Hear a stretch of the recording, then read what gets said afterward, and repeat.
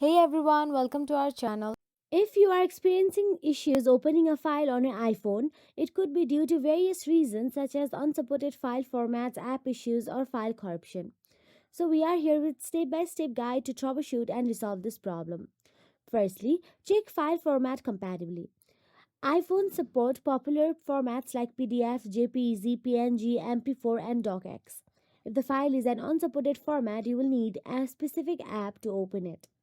So identify the file format and download an app from the App Store that supports the format. Then simply go to the Settings app on your mobile device. Now inside Settings, scroll down and tap on the General option available there.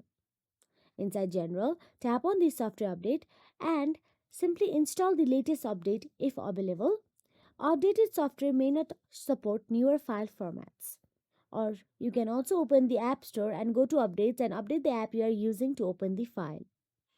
So, if the problem persists and is related to system settings, then simply go back to the Settings General option available.